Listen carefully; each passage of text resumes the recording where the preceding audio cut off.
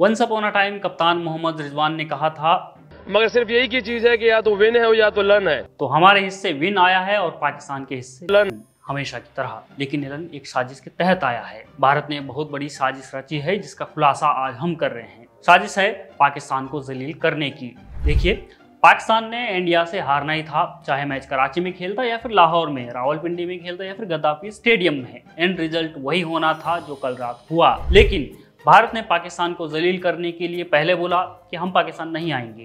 ये बड़ी बेइज्जती हुई कि सारी टीमें होस्ट कंट्री में आ रही हैं और भारत नहीं आ रहा है। चलो जी, ये भी सह लिया। फिर न्यूट्रल वेन्यू तय हुआ दुबई। असल खेल यहाँ हुआ। पाकिस्तान की टीम को उसी के खर्चे पर दुबई लाया गया और न केवल टीम बल्कि पाकिस्तानी भी पीछे पीछे दुबई आ गए अपने खर्चे पर। मतलब गरीबी में आटा गीला। और फिर एक इस्लामिक मुल्क पाकिस्तान को इस्लामिक मुल्क के सामने इंटरनेशनली जलील किया गया। अरबियों के सामने, शेखों के सामने, जिसके सामने पाकिस्तानी शेख ही बगाड़ते हैं, उनके सामने जलील किया गया। ये सब खेल जानते हैं किसने रचा है? मोदी ने, अमित शाह ने, भाजपा ने। आप देखिए, इंडियन क्रिकेट टीम का कोच कौन? गौतम गंभीर। गंभीर किस पार्टी का सांसद था? भाजपा का। बीसीसीआई ने आईसीसी को बोला कि हम नहीं पाकिस्तान जाएंगे। आईसीसी बोल सकता था कि भाई आपको जाना पड़ेगा। क्रिकेट इतिहास में आज तक ऐसा नहीं हुआ है कि सिंगल होस्ट कंट्री को अपना देश छोड़कर बाहर खेलने जाना पड़े। लेकिन आईसीसी ने ऐसा नहीं बोला है, क्योंकि आईसीसी का चेयरमैन जय शाह है, इंडियन है और उस पर अमित शाह का बेटा है। और ये मोदी हर बार बोलता था कि घर में घुसकर मारेंगे, घर में घुसकर मारेंगे, लेकिन इस बार कुछ भी नहीं बोला। जानते हैं क्यों? क्योंकि इन्होंने सोचा हुआ था पहले इनको चुपचाप बाहर बुलाएंगे और फिर वहां मारेंगे। यही नहीं, आप देखिए कि 23 तारीख को भारत पाकिस्तान का मैच हुआ, उसे एक दिन पहले यानी 22 तारीख को गद्दाफी स्टेडियम में ऑस्ट्रेलिया और इंग्लैंड का मैच था। उस मैच में जानबूझकर भारत का नेशनल एंथम बजाया गया और लाइन भी क्या थी? भारत भाग्य विधाता। ये साजिश नहीं तो और क्या है? क्या मतलब भारत भाग्य विधाता? ये एक दिन पहले से ही दबाव डाला जा रहा था और अगले दिन उस दबाव का असर हम सब ने देखा। एक और बात, यहाँ केवल पाकिस्तानी टीम को जलील नहीं किया गया है बल्कि पाक आर्मी भी जलील हुई है, क्योंकि उसी ने पाक क्रिकेटर्स को ट्रेन किया है। क्या जबरदस्त ट्रेनिंग दी थी। पहाड़ों पर पत्थर लेकर जा रहे हैं, स्नाइपर चलाना सिखाया जा रहा है। सोचकर देखिए किस लेवल की ट्रेनिंग थी। खैर, जैसा सभी ने अनुमान लगाया था कि पाकिस्तान कमबैक करेगा और पाकिस्तान ने बढ़िया कमबैक भी किया। दुबई से अगले ही दिन हार कर वो अपने मुल्क लौट आया। और वो कहते हैं ना कि 4 दिन की चांदनी फिर अंधेरी रात। पाकिस्तान ने बिल्कुल यही किया। 19 को सफर शुरू हुआ और 23 को खत्म। उधर पाकिस्तानी अलग सदमे में है कि अभी तो ट्रॉफी शुरू हुई थी और खत्म हो गई। होस्ट कंट्री को ही सबसे पहले बाहर निकाल दिया।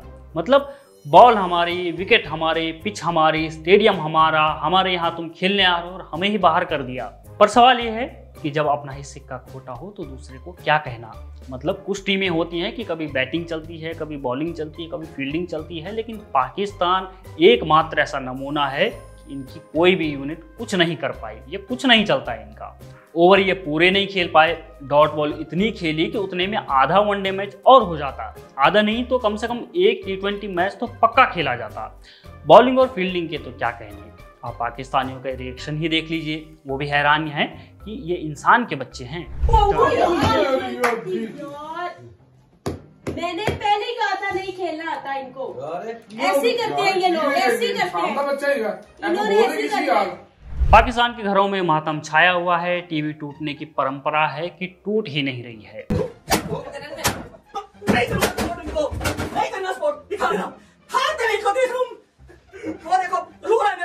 उधर किंग बॉबजी पर ऐतिहासिक लिरिक्स लिखे जा रहे हैं। 77 बॉले खेलकर जब आपका कप्तान 46 करेगा और आंखें बंद कर कर एक सीधे बॉलर पर निकलकर मारेगा तो आवाज आएगी, मेरे घंटे का किंग, मेरे घंटे का किंग। मीम्स का बाजार अपने चरम पर है।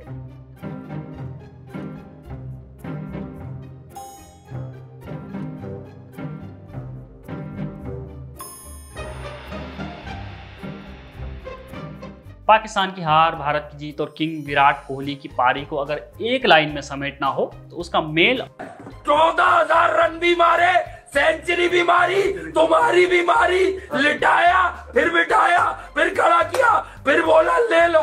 और फीमेल वर्जन ये है। ने कहा था हम इनके घर से चैंपियंस ट्रॉफी लेकर जाएंगे, घर में घुसकर मारेंगे। हालांकि वो हमारे घर में भी नहीं आए, फिर भी दुबई में उन्होंने हमें पेल दिया।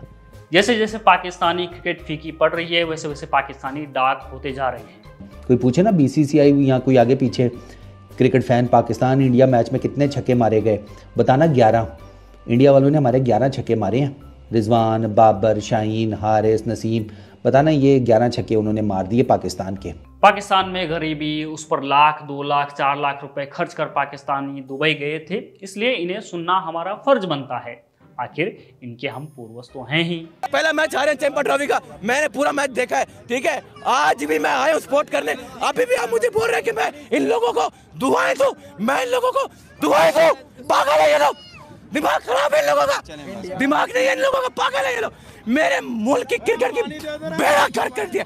यही एक चीज तो है जो हमें खुशी देती है, और हमारे मुल्क में क्या है ऐसा जिससे हमें खुशी मिलती है, और तुम लोगों ने उसका भी बेड़ा गर्क कर दिया। अंत में एक बात जो मैं बड़े दिल से कहना चाहता हूँ, अबरार की गर्दन एक बार चेक करवा लेना भाइयों, कहीं उसे कोई झटका ना पड़ा हो। मतलब जिस हिसाब से उसने गिल को आउट करने पर गर्दन हिलाई थी एकदम, भाई इससे तो मुझे घुंघरू सेठ की याद आ गई।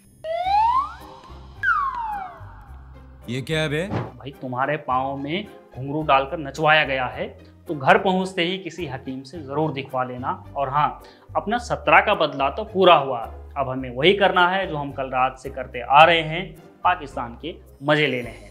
आज मेरे भैया का जन्मदिन है, लीजिए मिठाई खाइए। खाओ भाई खाओ, जरूर खाएंगे। बेटे लगता है तुम्हें राज भैया से बहुत प्यार है। जी हाँ, वो है ही अच्छे, सबको अच्छे लगते हैं। यही है ना तुम्हारे।